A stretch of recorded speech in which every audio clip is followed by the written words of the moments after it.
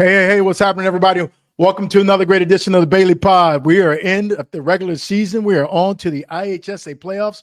Our Nick 10 teams are in Belvedere North, Guilford, Harlem, Jefferson, Hononegah. What will these teams do? Well, you got to stick around and find out. Also, too, tonight we have our Bailey Pod top performers from week 9 and our Bailey Pod take from the big game last week, Belvedere North and Harlem.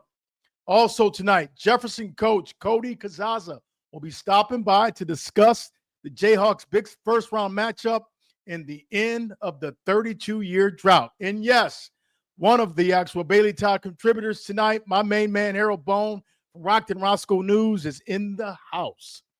We'll also, too, discuss Nick 10 matchups this week in the playoffs. Folks, get your popcorn ready. Grab your entire family tonight. It's about to be a great show. Folks, if you don't have it already, go grab it. I'll give you a second or two, but I'm telling you right now, it's going to be a hot and good one tonight. Get your popcorn ready, and let's get ready for the bed.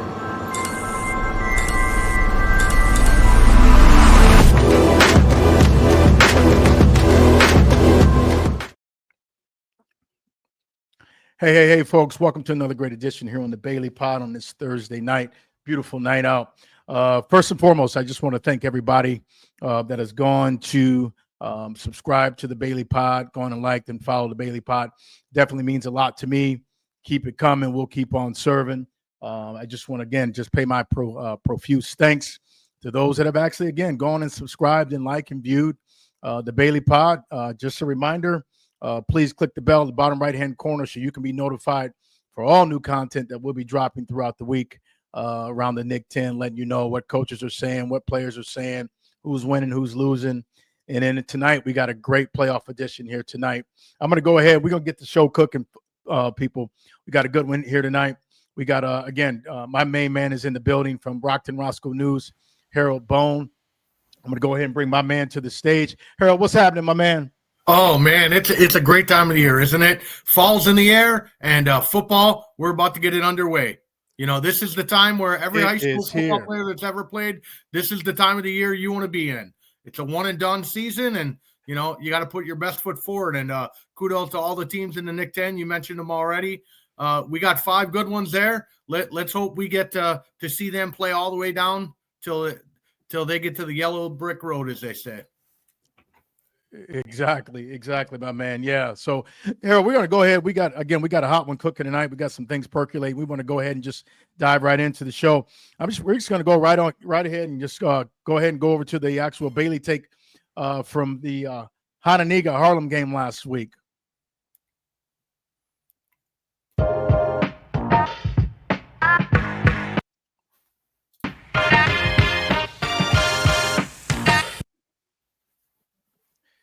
Yes, and folks, and this was a good one. I'm going to go ahead and start with our Nick 10 champs, Belvedere North. Boy, what a great job they did the other night against Harlem. Congratulations to Belvedere North on winning the actual Nick 10 outright. They deserved it. They played hard. But, you know, again, what they were able to do to display, I'm going to start with offense, the offensive display that they put up Friday night against a really good team in Harlem was nothing short of sensational. I think Coach Beck would probably say that was probably their best game of the year all year that they played. But again, you know, what they came out and did first, Harold, they established, like they do week in and week out. You know, they come out, they established a run game. You know, they have great line play up front. And then boom, here comes Bucci, here comes Booker, here comes Roman. You know, you got the 3-headed monsters coming at you. And Harlem really just had no answer for the Belvedere North's running game on Friday night. You know, again, kudos to Belvedere North's offensive line of opening up really gaping holes for Bucci, Roman, and Booker to allow them to do their thing. And another young man, I can't forget him, McElroy. I forget him every week, but can't forget him tonight. You know, he did a phenomenal job of just running up that gut and just keeping that middle, keeping those chains moving going forward. You know, Bucci did a great job in the passing game. He was 2 for 2, only had 32 yards. But again, you know, what he was able to do in terms of facilitating that offense like he did on Friday night was nothing short than sensational. You know, congratulations to Belvedere North. Again, you know, what they did defensively, I thought they put together dialed up a great defensive scheme against Harlem. You really didn't see Harlem, in the air a lot, as we were accustomed to seeing Harlem week in and week out. Coach Fagan over there did a phenomenal job of really cooking up a good recipe to slow down that Harlem offense like he did. Secondary came up big, had some big plays in the secondary, but Eric Roman, I'll tell you, boy, what he did Friday night was nothing short of just sensational at its best, man, because he wasn't just a big run stopper, but also too, he played on both sides of the ball. So what he was able to do, that Iron Man, I call him, what he was able to do on defense of really slowing the backs down of Harlem, and then actually being able to actually get Fawcett to get out of the pocket and try to use his legs, which he was unsuccessful doing. But again, Belvedere North's defense just really came up big. Again, what Harlem did, Harlem just, they tried to get some things going offensively, really just couldn't really get things going as they have been week in and week out. I saw a different Harlem team, didn't see their stars really rise to the occasion, didn't see Cook come up big. I didn't see McClellan come up big, although those guys were targeted. But again, kudos to Belvedere North of what they were able to do in slowing those playmakers down and preventing those playmakers from really getting hot, as they've been hot all year. As it pertains to, what Fawcett was able to do offensively, I thought he did a good job in the pocket. The young man doesn't really get rattled. He stayed really poised. Big thing that I'd like to see him get better at, this next offseason, he's got to work on his escapability. He's not a dual threat quarterback. He's got great arm talent. But in terms of what he does with his legs, that's one area I think he needs to really sharpen in on, if he wants to take his game to that next level. Again, I get it. He's only a sophomore. I shouldn't be really talking next level like I am right now, but definitely I thought that was one of their Achilles heel on Friday night against a really good defensive team in Harlem, because again, Coach Morrow dialed up some plays for Fawcett to use his legs, and it was just a subpar night for him on the ground, but what he did through the air was great. But again, as I stated on the show, the overtime, if you're going to run your quarterback, make sure your quarterback can actually run. And I think right now, I think that's one of his biggest weak links that he has in his game, his ability to really move outside the pocket. He's not a burner. He can't pick him up and lay him down. But again, that's not his job. That's the running back's job. But again, if you're going to actually use a quarterback and try to make him a dual threat quarterback, I think you got to make sure that quarterback can actually use his legs effectively to get you some first downs, and then maybe break a couple, for 20 or 30 or 40 or 50, taking some things to the end zone. So, again, kudos to Belvedere North. They did great. Harlem's defense just, again, they just couldn't stop the offense of Belvedere North. Belvedere North was just too dominant on the ground, as they've been all year. Booker got hot. Bucci was already hot. Roman had his 10 or 15, big runs that he had, and he was able to do some things and putting the actual offense in some positive positions to really go up and win big like they did, against Harlem. But again, Harlem has nothing to hang their head low about. I just think they just need to get playoff ready right now, and then again, clean up those mistakes that they made in the actual Harlem game. But again, congratulations to Belvedere North on becoming the Nick 10 champs. Yeah, that game, I had the chance to watch it over the weekend, and Belvedere North does what they always do against everyone. They establish the run, their physical brand of football, and then they just play good, solid defense, as you mentioned. Great game plan. I thought that they put the game in Fawcett's hands, and although he had a touchdown and no picks, he had a fantastic season. He just he's got to grow his game more, and I think that's what Coach Morrow and the rest of that coaching staff are going to do. Now that he's established as the starter, he's got 2 more years to grow and develop. I would expect to see a different quarterback next year. In that game, Belvedere North, look, we saw the heartbeat of their team is Eric Rowan. They got a lot of great players, but the heartbeat of that team and the way that they're going to come out and play, Eric Rowan is that guy, and it'll see how. Right. He will be the indicator of how far this team goes, I think. If we're going to lay it at one guy's foot, a doorstep, I think it's going to be Eric Rowan. I think he controls a lot of the mood, the way they play, how they play, the things that they do, the things that they can do defensively. Really, their coaching staff must love him because they can do so many different things with him. They can blitz him. They can allow him to just flow sideline to sideline. He makes a ton of calls. If if you're, in the stands, you get a chance to watch Belvedere North, just watch the way he points guys and he'll move guys around. I mean, that's not something you always see from a high school football player, the ability to understand your defense and then communicate that so well to his teammates. And then his teammates listen to it. That is something that's a rarity on the high school level that it'll take. And, that's why they're undefeated. That's why they've been essentially the best team in the conference the last 2 years. Obviously, they tied last year. This year, they win it outright for the first time in school history. Congratulations, Coach Beck and that entire team. And they're going to go quite a ways in this playoff run. Yeah, I would agree with you. I mean, they came up big. Again, Harlem's a good team. They just didn't come ready to play Friday night. I think Harlem, when they started to see how good Belvedere North really was, I just didn't see the Harlem that I had been accustomed to seeing week in and week out. Again, my thing is that, Fawcett's he's a good player, but is he ready to actually, pick those legs up and put them down? Because again, like I said, I think what he does with his arm, he has some of the best great arm talent in our conference, bar none. But in terms of his ability to escape, I just didn't see that. I haven't seen it all year, and I've been saying that to a few people. But as I'm pretty sure the world saw it, on Friday night against Belvedere North, because again, he couldn't escape the pocket at all. Again, he just needs to work on that. I think if he can add that to his game, that component to his game, I think his stock goes up 4, 5, 6 notches, because his arm's going to continue to develop. I think that's an area where he just keeps that arm sharp, continue to fine tune it, get the arm stronger, work on his accuracy, work on his skills.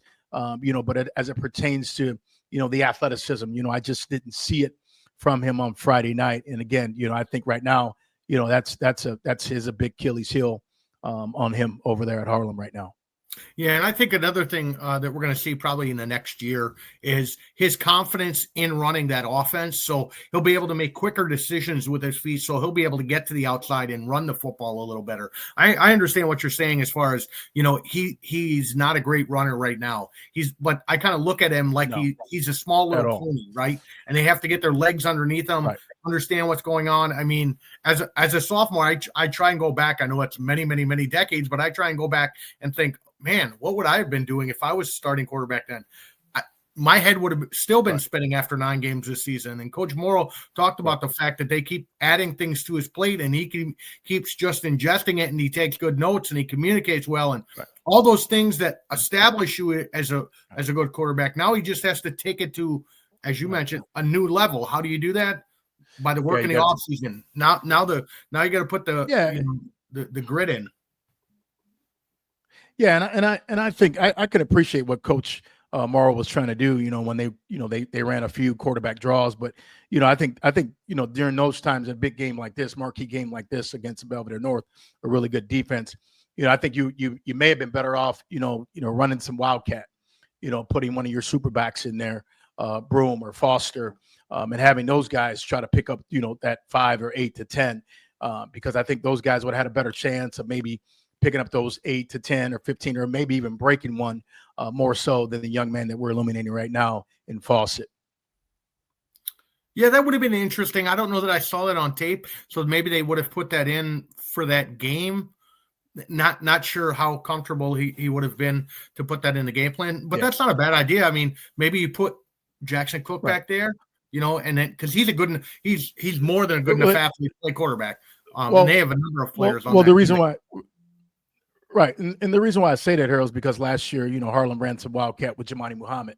I think I've seen him run a couple times this year, a little wildcat with Broom. So, I know he has it, in his playbook, but I'm just kind of curious, like, why didn't you go to that instead of trying to run a quarterback who just doesn't possess the ability to actually escape? He can't run. And the runs that he dialed up, Coach Moore dialed up, were all up the gut, So, you got a kid, that young kid, big game. You're putting the ball in his hands, against the number 1 ranked defense in the Nick 10. It could be kind of daunting, and he ran kind of timid at times.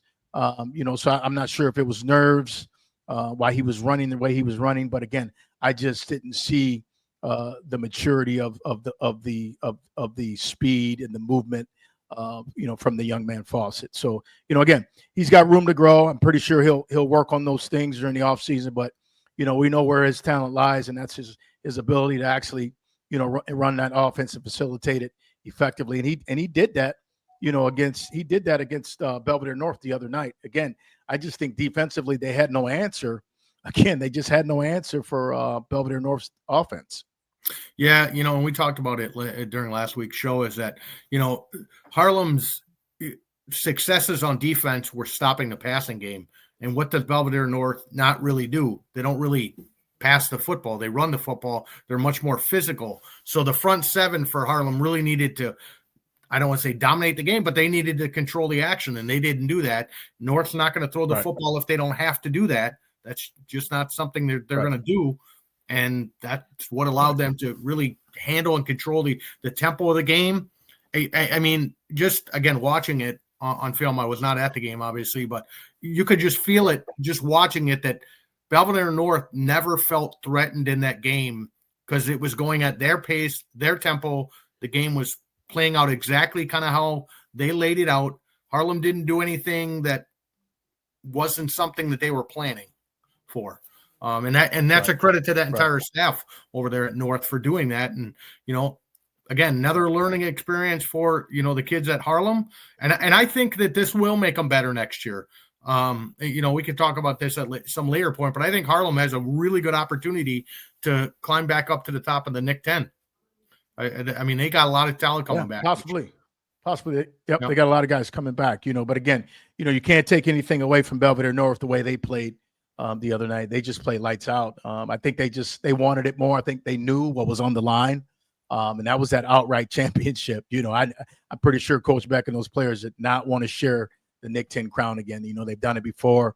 I think they were really hungry to win it outright, and they played like it, Harold. I mean, anytime you have over 300 plus something yards on the ground, and you have your quarterback who's not really a throwing quarterback, he goes 2 for 2. Throws a touchdown, and he just comes in and he facilitates that offense, and then your special teams. Can't forget special teams of Belvedere North. They came up big. They had some big returns, 15, 20-yard returns. Williams did a great job. The guys out there blocking did a phenomenal job for him, allowing him to get, those additional yards that he got when he caught the ball, back there on their own, 10 or 15-yard line. And just really giving Belvedere North, a short field. You know as well as I know, Harold, that's a team that you do not want to give a short field to. No, you want to make them work the length of the field if you can. That's for sure. And the other thing that we don't, I think, give enough credit to Belvedere North for, they've won 17 of their last 18 Nick 10 games. I mean, they were 8-1 last year. They're 9-0 this year. 17 of 18 in the Nick 10 conference. That's quite the accomplishment. I don't care what program you are. That's it's a daunting task to go undefeated in a high school football conference. And I would say one of the top ones in Illinois to go undefeated is an amazing accomplishment for Coach Beck and the entire Belvedere North organization. Absolutely. Here, we're going to continue to keep my foot on the gas here. We're going to go ahead and just go right to our next segment here, which is the Bailey Pod top performers from week 9. Here we go.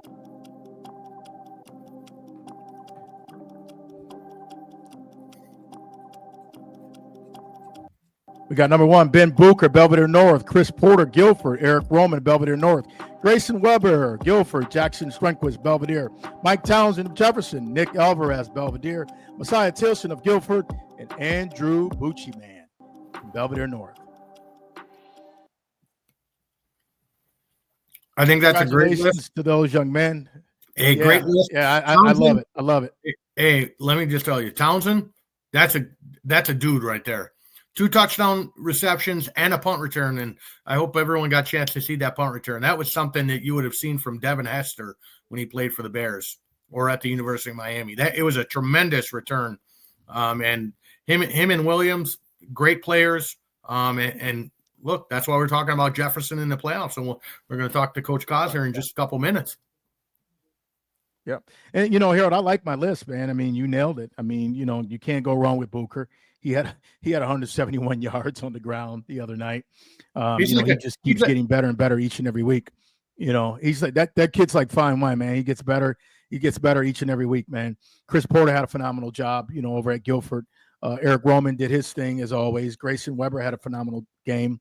All these guys, man, that I just alluded to here just a second ago, they all had great games, and these guys have been on my list week in and week out. But I want to say congratulations again to those young men those 9 young men that made the list this week. But Harold, you think it's a good list, though? You like everything on this list? I do like everything on that list. I'll tell you one thing. I do not know how they're going to pick a Nick 10 first team all conference. There's too many guys. Look, I think they need to expand it or something because there are just too many running backs, quarterbacks, wide receivers, offensive. There's just too many. Right. There's too many players. You need to have more than 22. Not that I'm telling anybody anything different, but there's a lot of players this year in the Nick 10 that deserve honor in some way as an all conference performer. Just so many players. Yeah, because a lot of the guys, week in and week out, as we illuminate these athletes on the Bailey Pod top performers list, some of these young men may not even be all conference, but I think a lot of them will. That's not my vote, but I think a lot of these athletes that we've been illuminating week in and week out will be all conference players. Honorable mention. But there'll be some that will be left out. But so I agree with you. How do you actually widen that list, so to speak, to get more guys the recognition that they truly deserve? Yeah, and I know a couple of years ago they obviously have the first and second team and the special mention. I know that was done in some conferences. In other states, they do a third team, a full third team. So maybe that's something that the athletic directors and the conference commissioner can look at some point in the future. But all these kids should be recognized for the effort that they gave, and I just want to let all the kids know how much I appreciate what they've done all season long on Thursday, Friday, and Saturday. They've entertained me and thousands of others as we're sitting in the stands watching them play. They're incredible athletes, and talking to all the coaches, they're incredible kids too. So we're very lucky to be a part of the Nick 10 right now.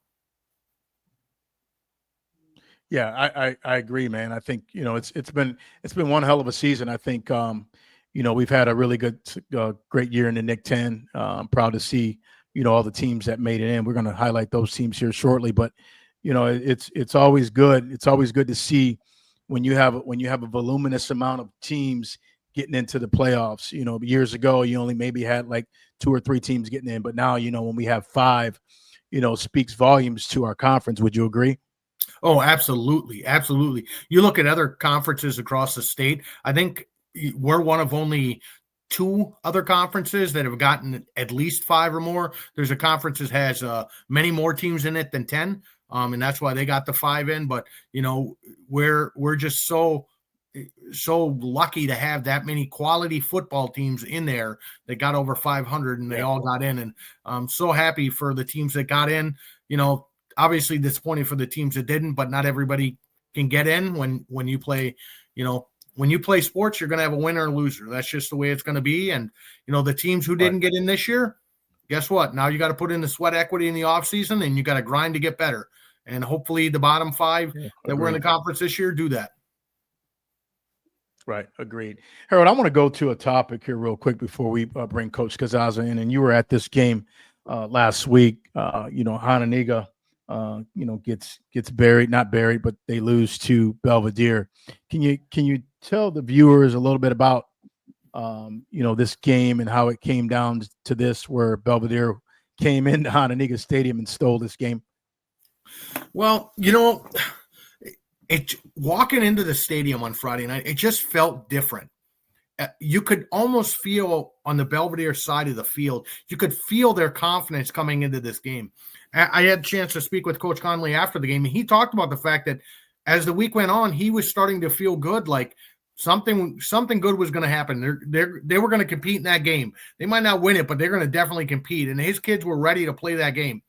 And I had a chance to talk to a couple parents and a couple of the assistant coaches, and they talked about the fact the biggest game of the year for them always is Belvedere North. It's always going to be that.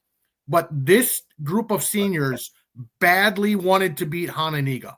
They badly wanted to beat them, and they were able to do that. And they did that in many different ways. They were the more physical team. They executed better. They didn't make as many mental mistakes.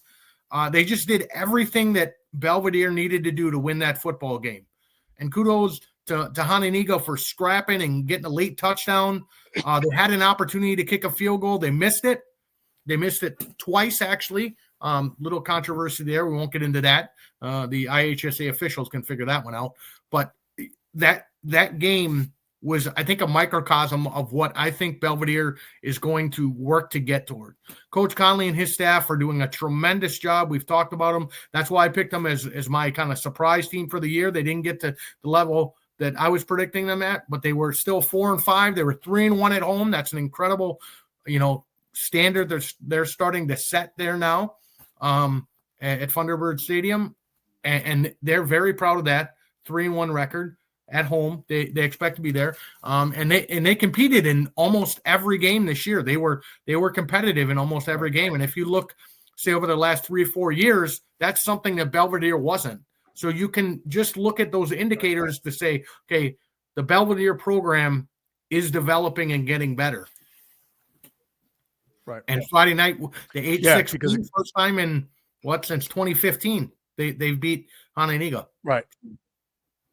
Yeah, because again, as I'm covering the Harlem and Hananiga game, you and I are corresponding back and forth via text, and you send me the text 8-6, and my mouth dropped.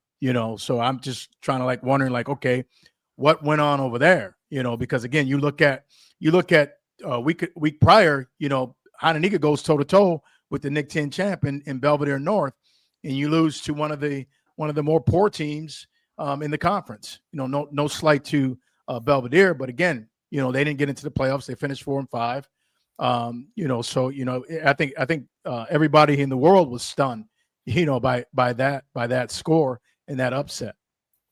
And I think that's one of the things, Tim, we've played and been around sports our entire life. One of the things, you could say, oh, they were looking past Belvedere to the playoffs because they had already clinched a spot. But you know what? Belvedere showed up on Friday night, and Hananiga didn't. And Hananiga found out that if you don't show up on Friday night, I don't care. You could be playing the worst team in the conference or the best team in the conference. You're going to get beat if you don't show up. And that's what, Coach Zimmerman talked about he talked about that with the kids after the game, the fact that you have to show up, you have to be ready to play. It doesn't matter who you're playing across from you. If you're not ready to play, and Hananiga was not ready to play that football game on Friday night. They started off slow. They made a bunch of mistakes early. They missed assignments. I was walking up and down the sidelines. I could hear the kids were just getting more and more frustrated. And then Belvedere just kept coming and coming and coming and coming. And then they got the score, and they got the 8-point lead. They got the 2-point conversion as well after the touchdown. And then Hananiga just scratched and clawed to get a score late. And, they missed the 2-point conversion and then missed field goal at the end to win it. Wow. Yeah, that's unfortunate. Again, I was just in shock. But again, hopefully Hananiga can bounce back. They got a big one coming up, this weekend against Nazareth. And Nazareth's no slouch.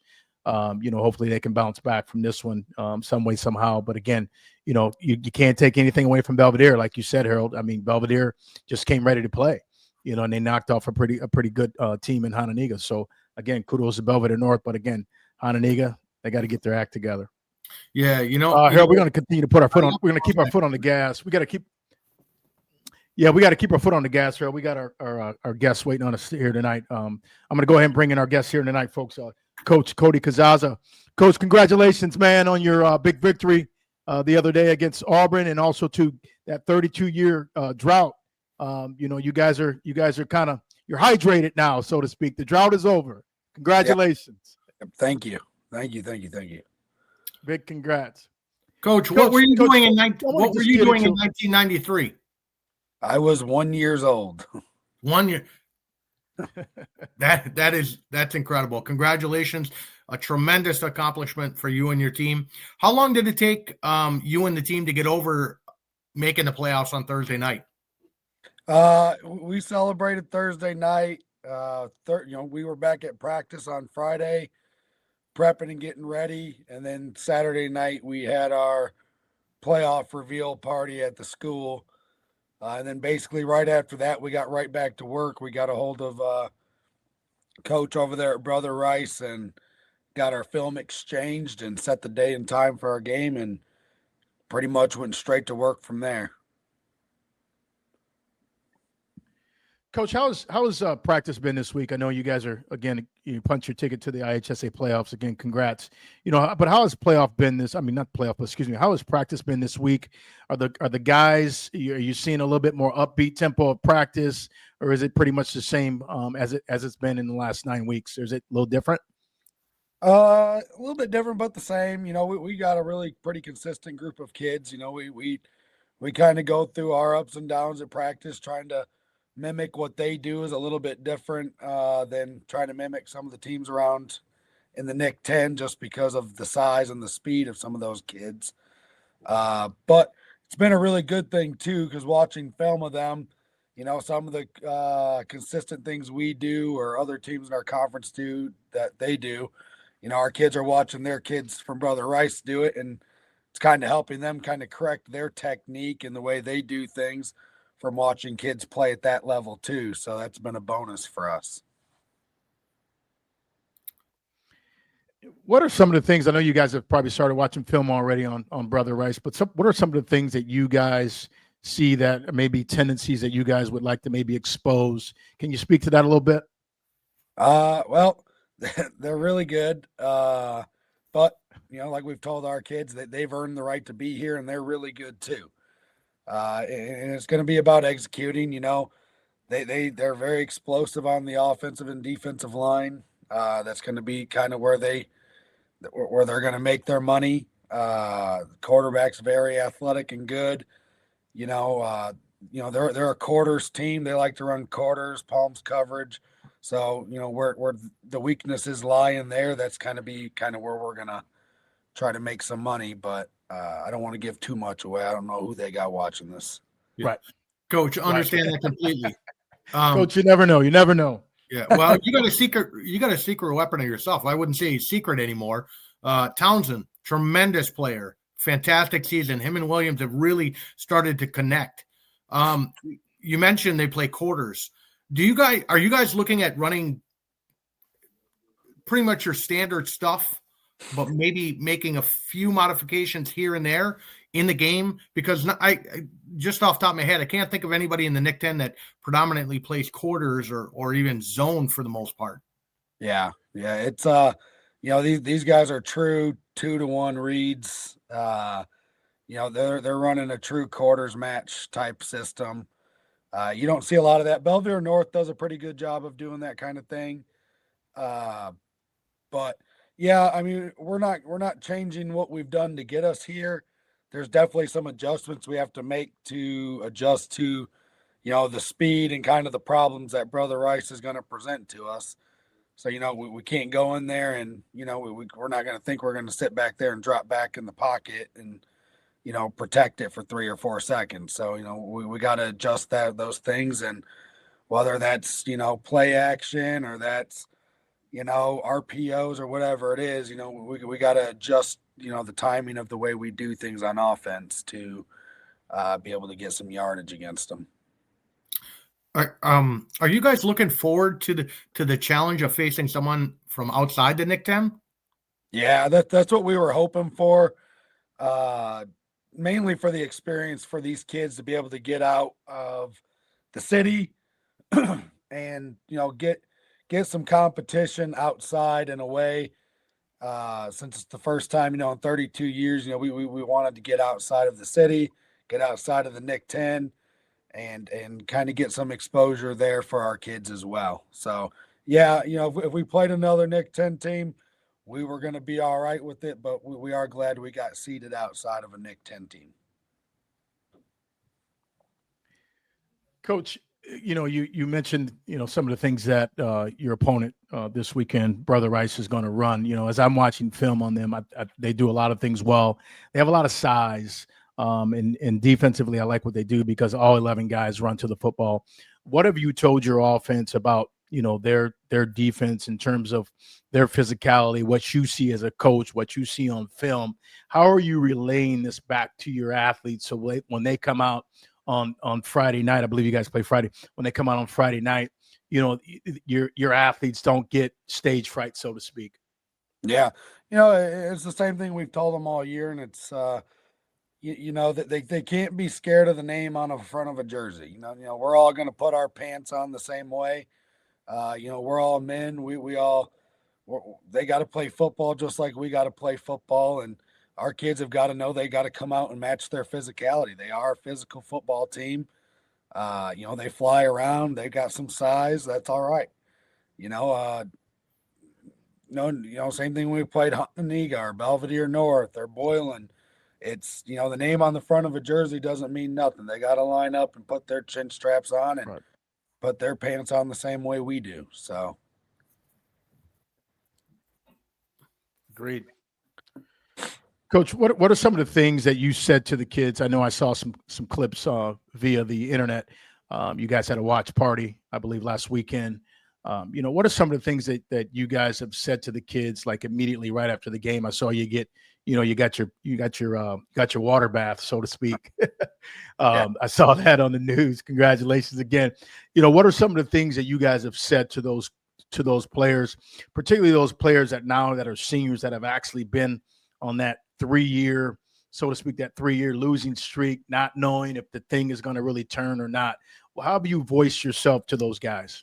Man, it's gratitude is what it is. I am so grateful, and I'll be forever in debt to them for buying in and believing the message that myself and my coaches have been trying to sell to them for 3 years. And that's what it is, and that's what coaching is. That's what coaching high school football is you gotta have a message that tells you that, that those kids know you care about them, you're invested in them, but also a message of you want to win. Yeah, that's all important, but winning's important too. But it's doing these things the right way is going to help us lead to winning. And I'm just, like I said, I'm indebted, and I'm so grateful for them for sticking with it and believing in the message we sold them.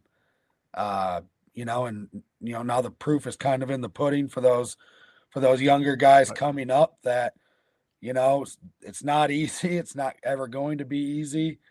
After this ride is over, whenever that may be, we're not going to concern ourselves with the past. We're always going to be concerned about what tomorrow holds rather than yesterday. And, those young kids hopefully learned a lesson from these seniors. Sure. Coach, what do you think your pregame speech is going to be? You have it written down, or is that kind of something you just kind of have bullet points? And you in other words, do you do what, say, Mike Ditka would do, or are you leaning more towards, say, I don't know, Vince Lombardi, where he wrote everything down and every single word memorized it? Yeah, I'm more of a bullet points type of guy. I'll think of some things just, whether it's through the week of practice or where we're at in our season, and some highs and lows and some things that, have resonated with me. And from there, I just I wing them, honestly. You guys have seen me. I can be a pretty emotional individual at times. And, and that to me, that's the genuine, that's the genuine part of it. And part of being a coach and being a leader is, you got to be vulnerable sometimes and teach these young men that, that they need to, that it's okay to be vulnerable and open up and, express to people that you care about them and, what you want to see them accomplish. Sure. Coach, 32 years. You go ahead, Harold. Go ahead. 32 years. Oh, you're good. Go ahead. Into the playoffs. How many people have come out of the woodworks and said congratulations to you? Or, if you go get coffee, maybe they buy you a cup of coffee, things like that. How much has that happened since last Thursday? It's been a lot of support, especially in our building and in our district. People have reached out and congratulated us, and, especially some of the alumni have let us know how much it means that, the Jayhawks are back in it. I think it's really unique. I've coached a lot of different places already. And, Jefferson's a really unique place where we haven't had a lot of success, but people for some reason take great pride in being a Jayhawk. And, they're invested in it and they want to see us do well. So when we're finally getting some success here, having the people reach out and just let us know what it means, that's what it's about. And we're excited about that. And we want to get those people back involved in our football program and the way we operate, and I want to give a shout out to my man, Drew Collins, man. He's been with us since the start of this season. So he Drew's definitely your ride or die guy. He was supposed to be, Cody. He was supposed to be with us tonight, but I'll give him a pass tonight. He was supposed to be with us tonight. He's but I'll let him know. He's believed in us from the beginning, man. And our kids. He's a ride or die, man. He's a ride or die. He is. We appreciate him, and I would like everybody to get out there when we're in our summer and fall camp and see what we got going on, and and that's what Drew did. He got out there, saw what we were doing, and the work our kids put in is evident. And I would like everybody in the community to, they're always welcome to come out and see what we do and appreciate these kids and the time they volunteer to play football for us. Right, Coach. You're only in your third year, and did you foresee, again, when you took the job 3 years ago, did you foresee you being able to move the actual culture in the direction that you've done so far? I know you brought in a great group of coaches. I know some of your coaches as well, but did you see this? Did you foresee this happening? And if you did, was it this soon, or was it maybe in that 5 or 6 year window? Well, I knew it was going to happen. I would never have interviewed or wanted the job as bad as I did if I didn't believe I could get the group of people around me I did to help push it in the direction we have. Darren Sisk, who was the AD that hired me, and Mr. Rundle, the principal, I knew that I knew the direction they wanted to go. They expressed that to me, and they believed in me, and they were all in and helping us get here. So, we had a super supportive administration, and I got a lot of coaches in the building and great men around me. I knew we were going to get there. I didn't know it was going to be in year 3. Last year we were a little bit above my expectations as far as competing on the field. Last year I think our problem was we just didn't know how to win yet. And this year we learned how to win this year, and having kids like Jaden Williams and Julius Holt come over from other programs where they've experienced winning, and they are top tier leaders. Like their character is unquestionable, and without them, I don't know if we're here. So, right. And Coach, that was my next question. How important were those transfers to your program this year? Because you had a slew of transfers come over. You just alluded to 2 of them, which I know very well, Williams and Holt. I believe you lost Ingram Love. Is that his last name? Yeah, Donzel. He played about 4 snaps for us this year, and then he you lost him. Yeah, you lost him. There may be some other guys that we may be leaving out, but those transfers that actually came in and sort of injected some fuel, so to speak, within your program. What do you say to those guys? Yeah, and they the biggest thing about them is they fit so seamlessly in our locker room. When you get new guys in outside of your program, as a coach, it worries you a little bit sometimes because you've built the culture, and these kids that were going to be seniors, like a Mike Townsend, like a Deontay Love, like a DeAngelos Roby, like an Alvin Puckett, a Keith Tellis, these seniors that have busted their butts for 3 years for me in the off seasons and kind of moving and changing their lives in the culture we want. Jaden and Julius, those 2 specifically, really just fit in so seamlessly and just added that leadership ability and that winning. They knew how to win, and they helped teach those guys that were already great leaders and great men and great players. They kind of helped teach them how to win along the way, and that is a skill. And it's important to know how to do that we can close out games.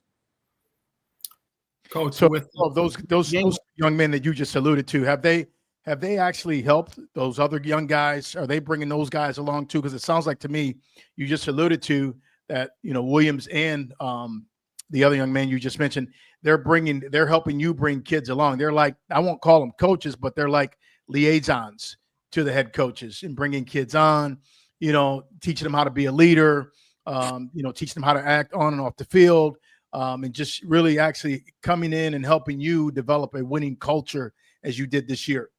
Yeah. Is that accurate? Yeah, absolutely. The best teams are player-led teams. And the conversations that happen in your locker rooms are going to be more influential than what any coach says to a kid. We coaches, we're not in these group chats with the players. We're not sitting at the lunch tables with them. We're not, on social media with them. So the peer pressure of doing the right thing is always going to be more important. What kind of locker room do you hold? And we hold a really strong one this year with these seniors, and you just add two great leaders like Jaden and Julius, and and that's just kind of a cherry on top of a great locker room we already have. Coach, getting to the game on Friday night now against Brother Rice, what are some of the keys for you guys to play well in that football game? Yeah, we alluded to it a little bit earlier. It's, don't be afraid of the moment.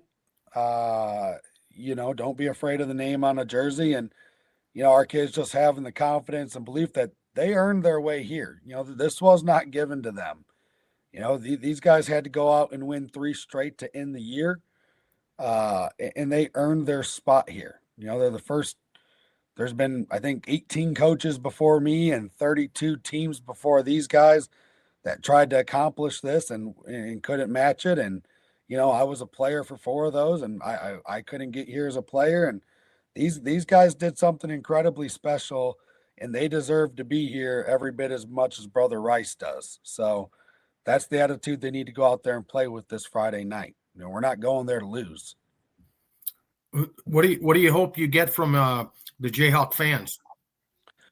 Yeah, just the same thing we've gotten this whole year, I think, is just good support. I think I'm very thankful for the parents we've had this year. They've been out and supported the kids throughout the year consistently.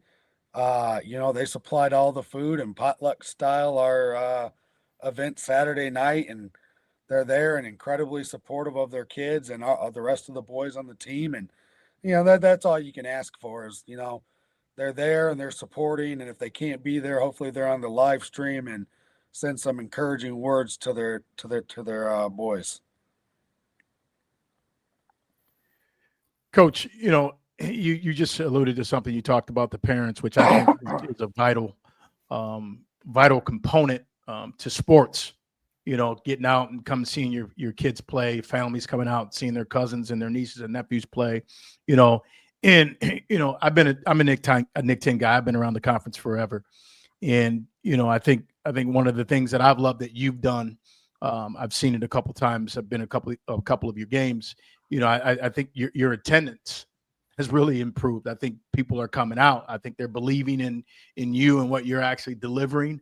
And how you're actually bringing those young men along, teaching them not just, football, but you're teaching them life after football. And I think the parents, I'm not speaking for the parents, but I would imagine the parents are really, truly grateful that they have a coach like you and the coaches that you have on your staff working with these young men. And then, again, like I said, grooming these kids to be better, once football's over, because there's no guarantee in anything. So, again, I just want to say, I've noticed it. You've done a hell of a job. Keep doing what you do, whatever it is that you're doing, because it's spreading. It's gone viral, man. And I'm proud of you.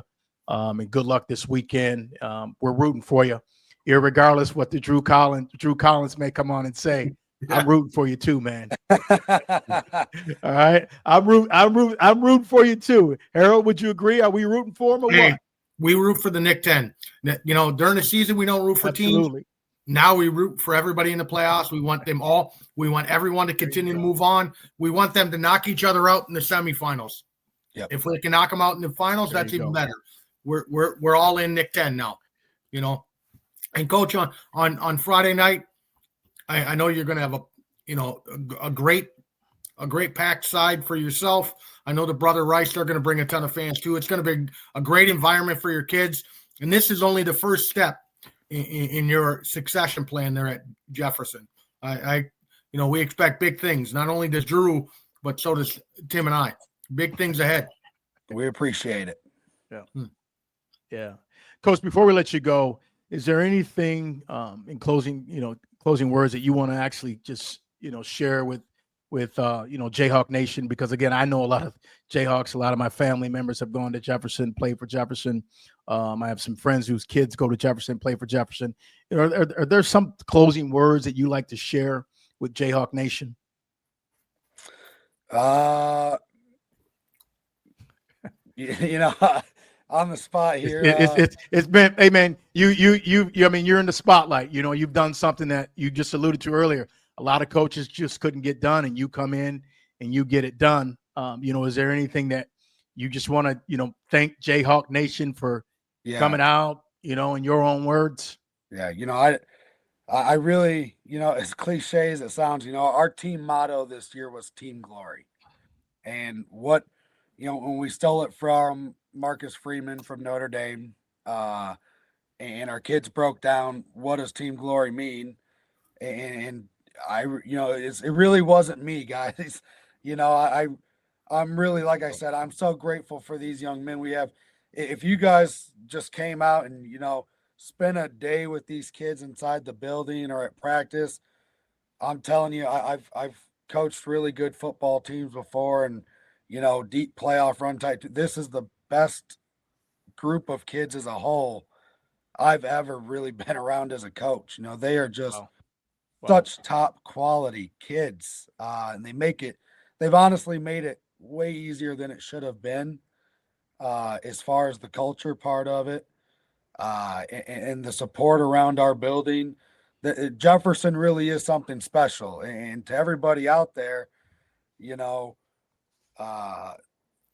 buy a house in the 61109 area or zip code area code, because Jefferson is a very special place filled with people that care about kids, care about their success, care about discipline and accountability, and getting kids where they need to be to improve this community, to get it back to where it needs to be and to where it needs to go in the future. And I'm just so thankful for the parents that have trusted me with their boys, for the countless hours I'm with them, and I'm thankful for every second I've had with them. And hopefully we win again Friday, so I get at least another week with them. And that's what's on my mind the most is I don't know what's going to be my last day with them now. Right. Yeah, Coach, you've done a phenomenal job, man. Congratulations on getting that monkey off Jayhawk's back, so to speak. Removing that drought. You've done one hell of a job over the last 3 years. I believe in you, man. I know you'll continue to have success, but good luck this weekend. We appreciate it, guys. Thank you. You're welcome. Coach, thanks for being a great leader of young men. Coach Casazza, everybody, Jefferson High School. Good luck, Coach. Appreciate it. Yeah, Coach Casazza, man, he's got it, man. He's got it down. I think he's gonna really do some good things. Jefferson's blessed to have a coach of his caliber. He's a cerebral guy. He connects with the boys very well. And that's one thing that I love. I love how he actually interacts with his kids. I've seen him out in public. I did an event 3 or 4 years ago, a combine, and he came out, with the kids, brought a bevy of kids out that came out and performed. We did some performance testing, and he was there. He was there on the spot. He brought the kids there. Those are the type of coaches that we need in our community for our kids to look up to, because again, whether coaches want to admit it or not, you are a role model, and kids look up to you. And I think he's going to go on and have some great success. But I like also too what he's done in surrounding himself, around really quality coaches over there at Jefferson. I think that's one reason, why they're able to move the needle the way that they have over the last couple seasons. Yeah, Tim, he talked about something there. that the great group of kids that he has there. And that's a reflection of him and the parents. Those kids they competed and they worked, and they've been working since, the end of last school year.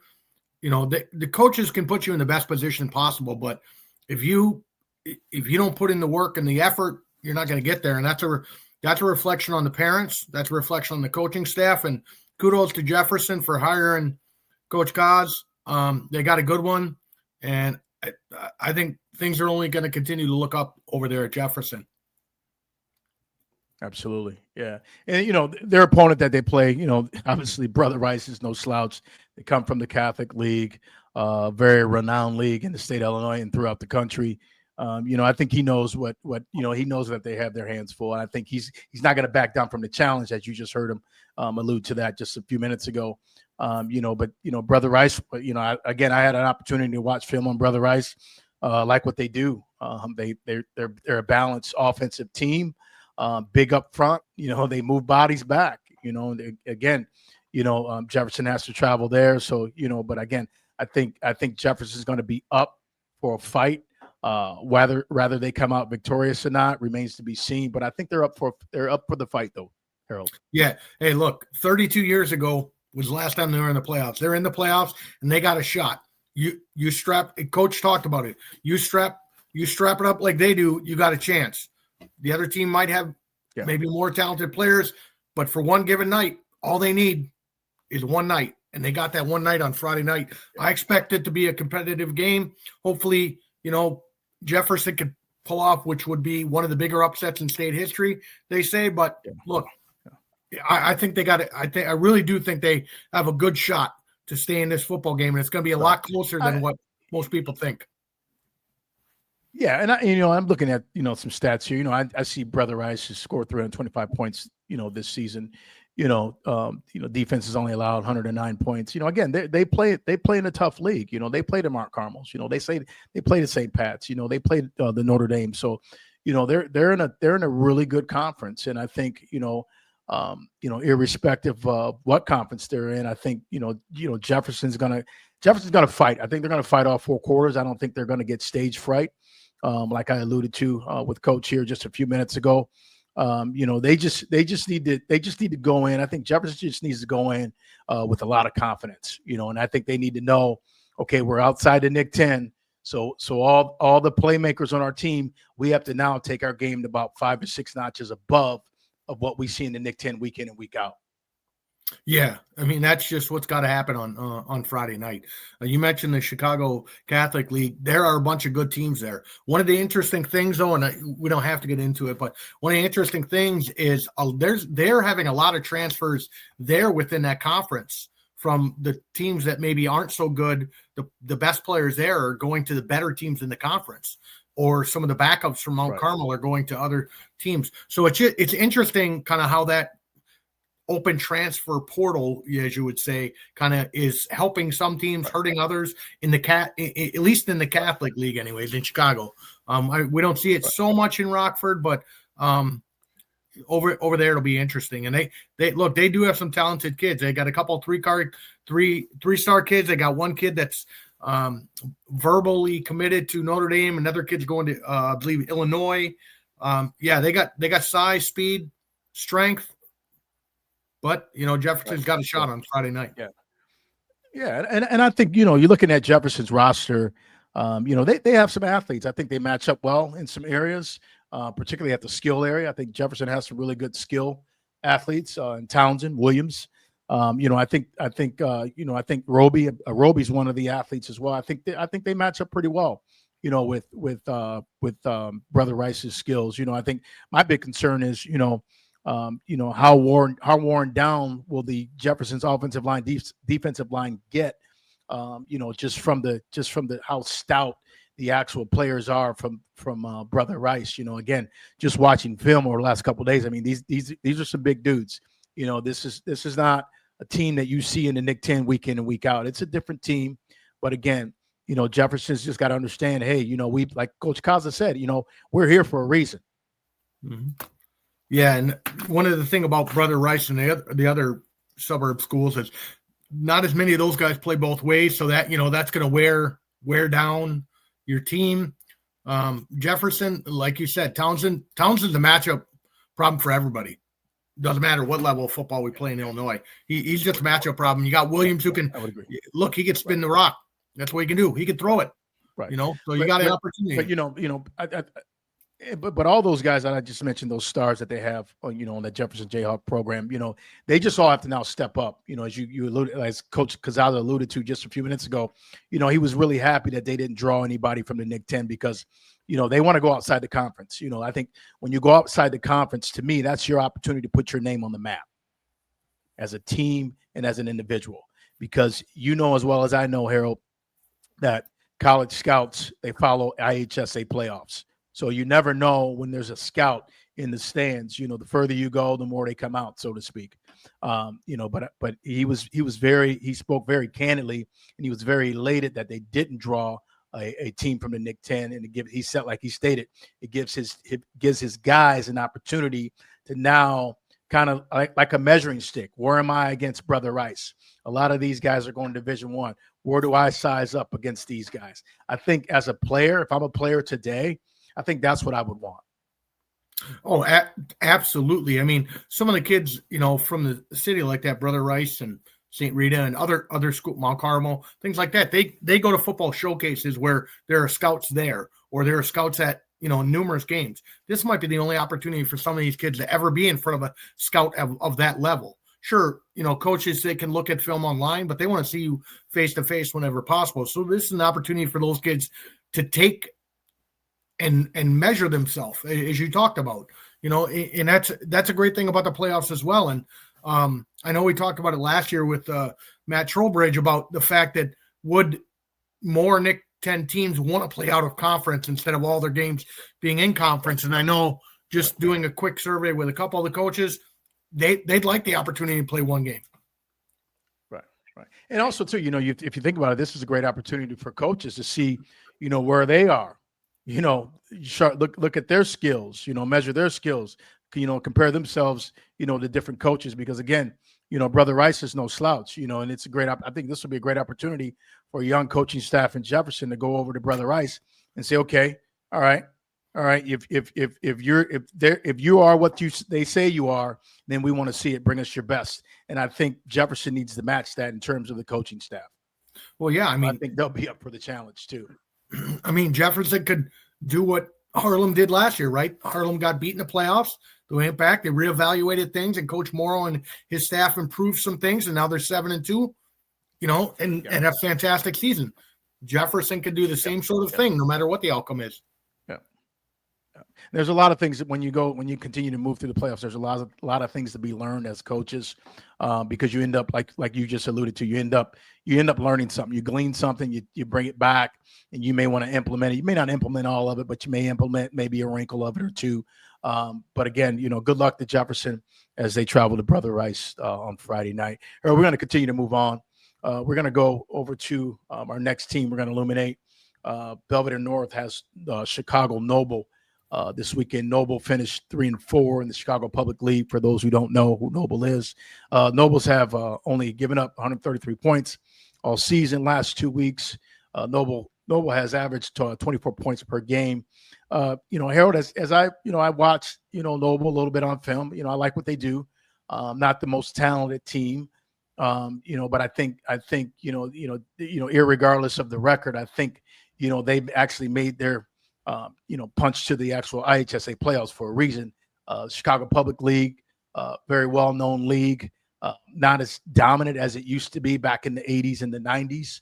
But I know they're trying to somewhat reinvigorate that league and get that league back on the map of where it used to be. But, looking at this matchup here, I got to go with North and say North will actually have no trouble with this team here.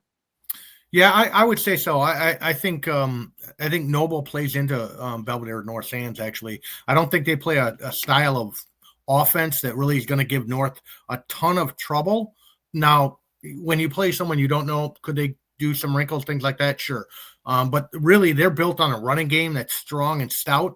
And what does Belvedere North do best? Stop running games, especially in between the tackles. And that's where you have Roman. He's gonna be there. they have a really nice running back that's gotten a couple D1 offers, from one of them being from Southern Mississippi. He's a really good player, Cortland. They got a nice outside linebacker. He's getting some D1 buzz as well. So they have some nice size and speed at a couple of positions. But overall, I would actually compare them very similar to what Freeport was last year. That's what it reminded me of as I was watching one of their games today. Right. They just reminded me of Freeport from last year. And North really didn't have that much trouble with them. So I would expect North to comfortably get a victory. Now, what does that mean? Does it mean 10 points, 17, 24? Who knows? But I think they're going to comfortably get through the first round of the playoffs. Yeah, I think, and just to piggyback on what you're saying right now, I think Belvedere North is in a zone right now. I think they're playing really at a really high clip right now, as Coach Beck stated in an interview. I believe it was in the RR Star. And he just said, they're playing really good right now. That's one thing he's really excited about, how well they're playing as a team. And, again, what they did in the Nick 10, this year was nothing short of sensational.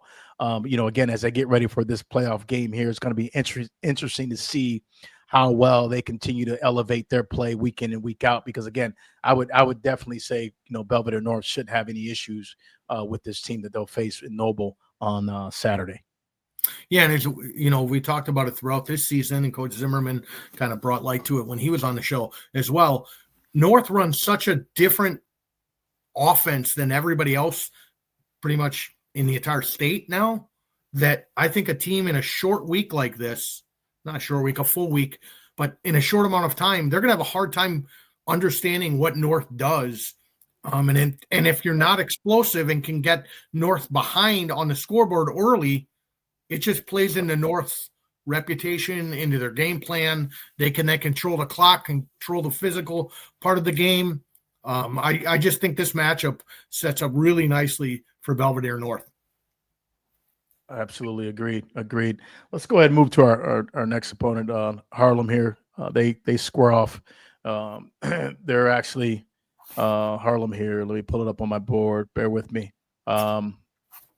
Yeah, so you look at Harlem. Harlem actually, obviously they fell to North last week. First round of playoffs, they draw Chicago Mather. Saw some film on Mather too as well, Harold. Mather's no slouch. The big question is, can Harlem get that nasty sour taste out of their mouth over that disappointing loss over there at Belvedere North last week? I think, if they can actually, if that taste is out of their mouth, which I'm sure it is, Coach Morrow probably told his guys, hey guys, look, let's put this one in the rearview mirror. Let's go ahead and get ready for Mather, because they're a damn good football team. 6-3.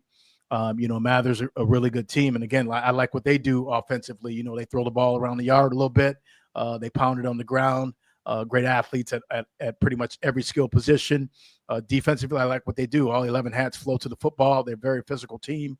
I think what Harlem's going to actually see on Friday night is another physical team, as they saw in Belvedere North. And hopefully they're prepared for it, but I think they'll be up for the challenge. Yeah, I think for me in this one, I think Harlem has better skilled athletes. I think the offensive and defensive lines for both teams, they match up pretty well. Mather might have a little bit of an advantage, but I think the skill discrepancy between Harlem and Mather are so much that I think Harlem's going to be able to take control of the game through the air. I think Jackson Cook may have a big game. McClendon might have a big game. I think those guys, one of those guys, and that's what I was. Yep. And that's what I was going to actually, mention earlier in the show. Again, against Belvedere North, those gentlemen that you just alluded to, Cook, McClellan, in Broom. I think Broom, he disappeared in the second half. I didn't see him come back into the game in the second half. Not sure if he got hurt in the first half or what. But, I think these stars that we just mentioned, Cook, McClellan, they got the tight end involved. He got involved really big time last week. All those guys just need to step up. I think, Harlem's going to give Fawcett enough time to get rid of the ball. But I think all those 3 young men that I just alluded to, 4 young men I just alluded to, they just all need to step up. It's playoff time. Everybody's game has to go up 4, 5, 6 notches in order to be able to move on and give your team an opportunity. And I think last year's loss to Cary Grove, I think that's going to help Harlem in this game to understand the level that they need to bring their game to. You mean Mark Carmel? Mark Carmel, yeah. Mark Carmel, they lost to Mark Carmel. My bad. I think that game is going to impact this game because they understand that, hey, this is not a regular season Nick 10 game on a Friday night. This is a different level of football that we're playing. Sure, we're playing against Mather. We're not playing against Mount Carmel, but we need to step our game up. We need to play better. I think it is going to be interesting to see how Mather plays against Fawcett. If they can protect him, I think he's going to be able to get the ball to his receivers. If they can't protect him and they have to move him a little bit, or he has to move off his spot, that could cause him a little bit of an issue. But I still think Harlem will be able to run football, even if I pressure a little. Yeah, I agree with you too. I think they'll be able to run the ball. I think the big question mark is will that offensive line show up on Friday night? Because again, there were plays where you didn't know whose offense was out there on Friday night against Belvedere North.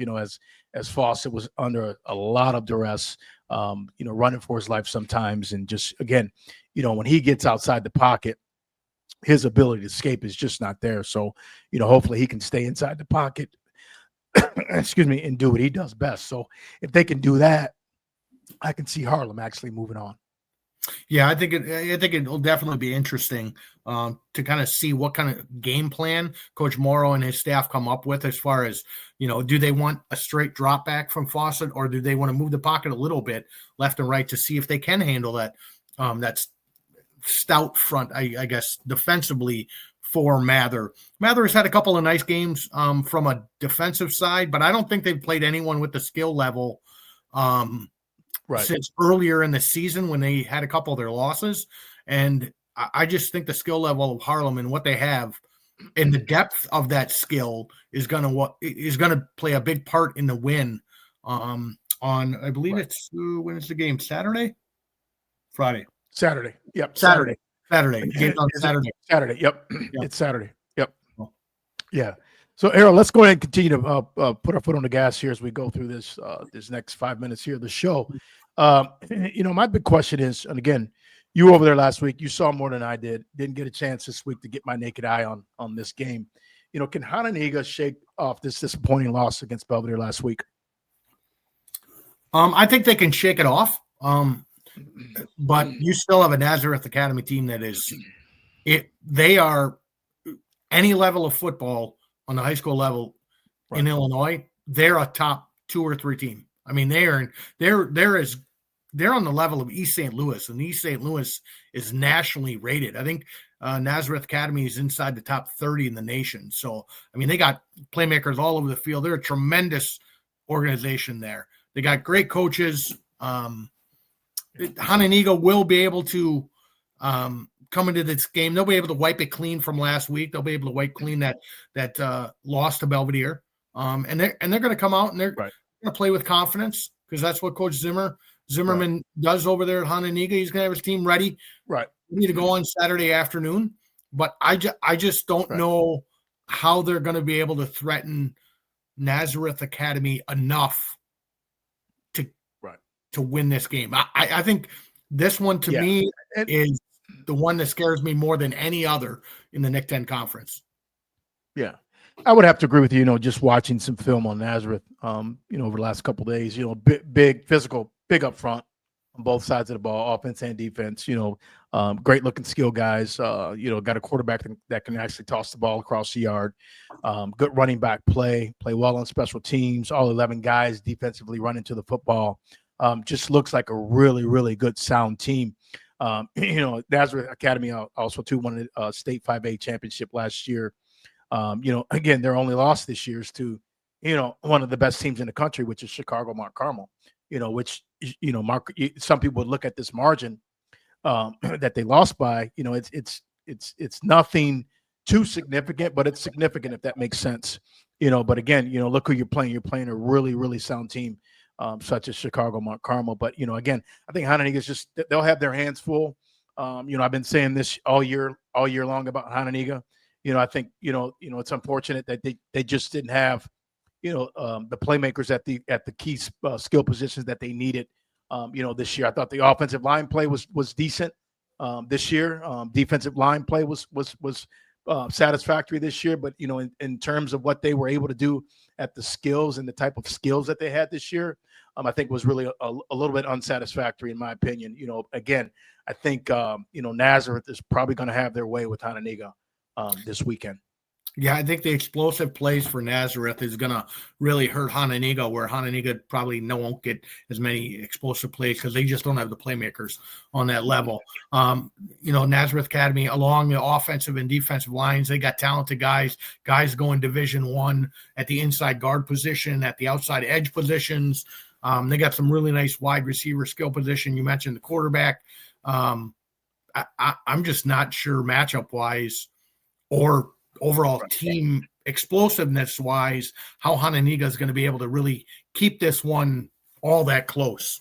And they're obviously playing on the campus of Nazareth Academy as well. Yeah. Again, like I said, I don't mean to continue to be so repetitive, but I just don't think Hononegah has enough firepower to stay in probably even the first half. With a great team such as Nazareth. I mean, again, you go back and you look at Nazareth's film, and I'm pretty sure some of the coaches probably said what I'm saying. Damn, are they good? They're a damn good football team, well coached.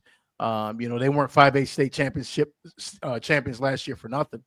Well, Tim, they're three-time in a row state another championship. Yeah.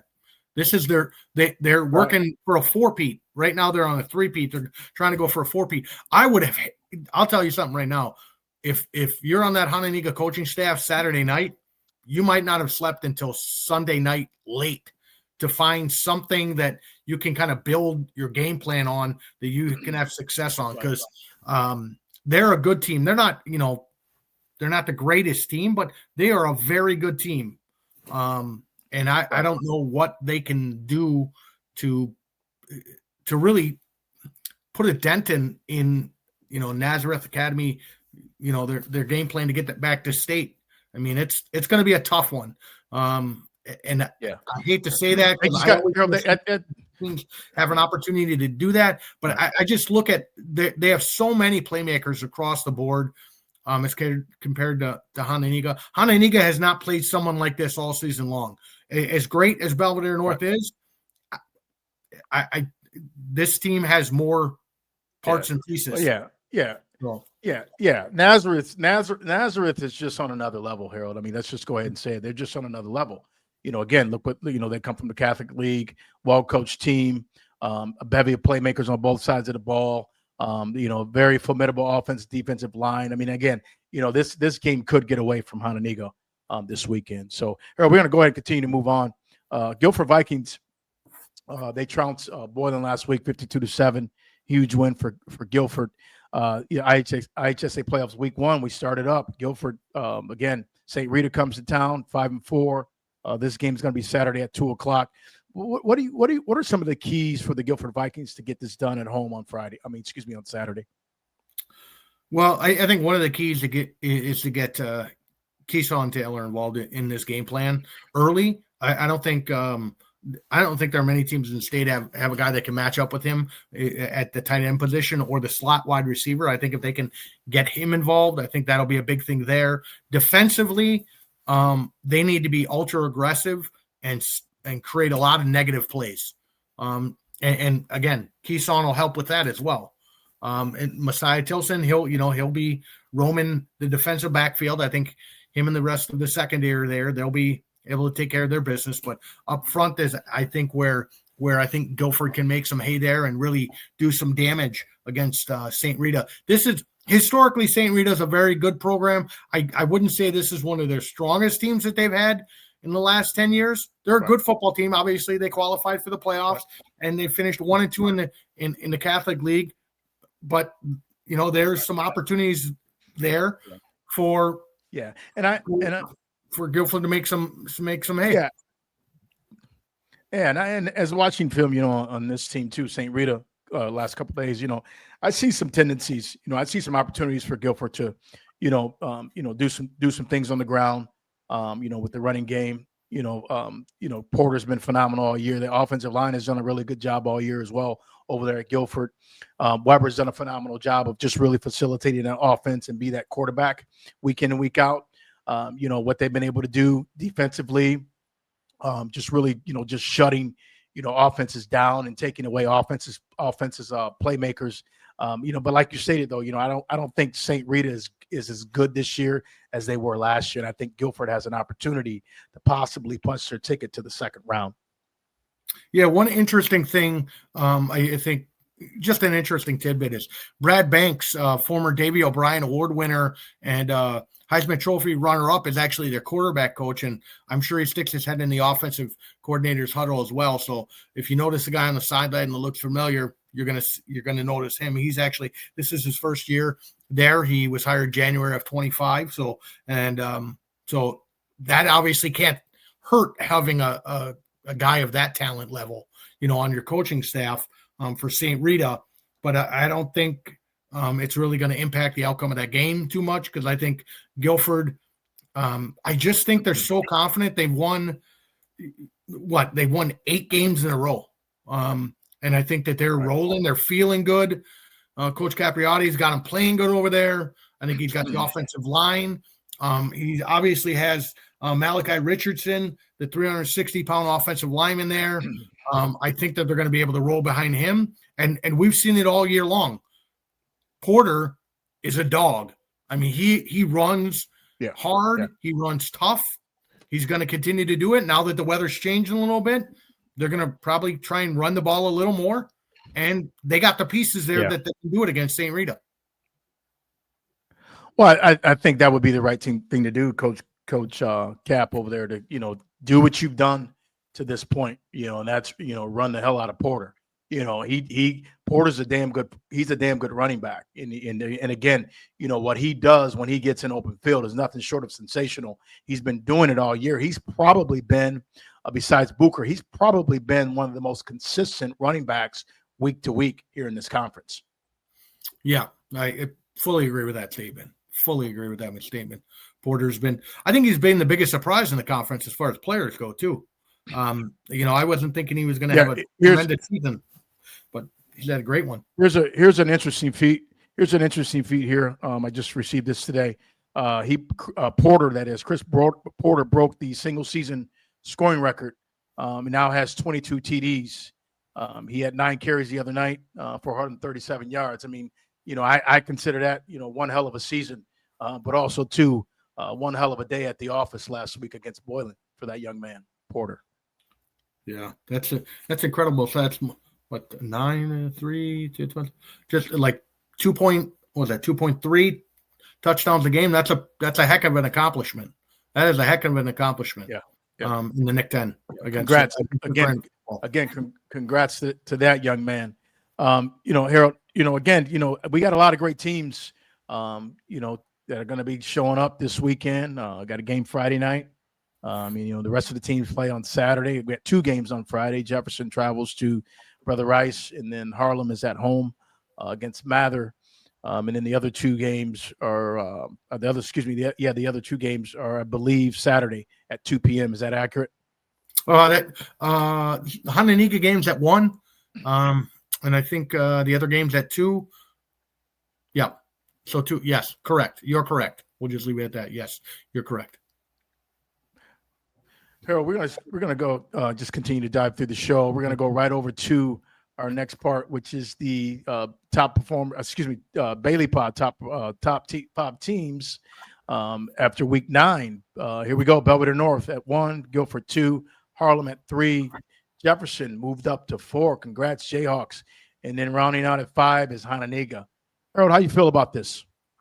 I feel good. Someone earlier today mentioned to me that Jefferson, beat Belvedere. Hononegah lost to Belvedere, so they should move it up. And that that's great thinking. I was thinking, the head-to-head outweighed that, but really we're looking at the top 10 or top 5 teams right now, not what took place earlier in the year. So great diagnosis there from that really smart, intelligent, good-looking person. I agree with this completely. North is the class of the conference, has been all season. Guilford, look, they're just the second best team in the conference. No shame in that. Harlem is much better than Jefferson and Hononegah. And then Jefferson is playing so well. They've won 3 in a row, as Coach talked about it. And Hononegah, well, they've been an up and down team all season. And now they're on a downward trend. And so they're still top 5. Nothing to hang your head about. But that's kind of where the season lays out. Yep. Yeah, for sure. Again, congratulations, man, to these teams as they take the field this weekend. There's nothing like, the first round of the IHSA playoffs. I can go back years ago, back in the 90s when we played. I believe we opened up with Antioch. We played Antioch and won that game. Not sure what the score was, but we won that game. And each week we just got better and better and better and better and better each week. We saw different talent, and that's another thing. When you're in the IHSA playoffs, you're going to see teams that you don't normally see week in and week out. You're going to see teams that you don't line up against every week. So, it's important that, these teams that are actually in the playoffs, they understand as you move on, your game has to go to another level. And I think all these teams are well coached. I think these teams will do it. Again, congratulations to the 5 teams that have actually punched their ticket and actually getting ready for the first round this weekend. Yeah, I think look, like we talked about at the beginning of the show, I think this is the best time of the year. This or the kickoff, but I like this time of the year because it's a one and done. You show your best and you move on. You don't, you go home. I mean, that's kind of the way it is. When I played high school ball a long time ago, my junior and senior year, we were 4 and 5. I had to wait. We never got the call. I never got to play in the playoffs. I would love to have done it because everyone I've talked to said it's just a different level of football. And, all these players, all these kids, all these coaches, all these fans that are going to travel to the games, enjoy it. Enjoy it. This doesn't come around all the time. Yeah. Look, Jefferson, 32 years ago was the last time they made the playoffs. They're back in the playoffs. I hope Jayhawk Nation shows out. That's and I hope they're loud. I hope they impact the game. I hope do it with respect, obviously, but I hope they're there. I hope the team feels it. I hope you send them off in the right way. They deserve it for all the work they put in.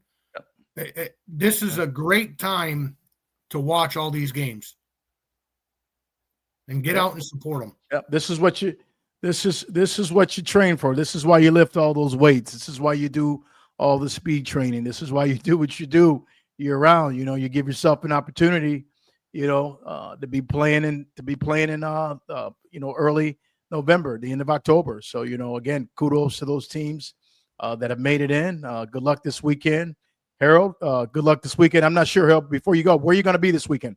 I'm traveling over. I'm going to Nazareth. I'm going to go watch the Nazareth Academy game early in the day, and then I got to travel to Indiana to watch my buddy's kid play in the Indiana playoffs. So I'm doing double duty on Saturday. Okay. So, yeah. Okay. Yeah. All right. Well, Harold, hey, man, another great show in the books. Thanks for joining me.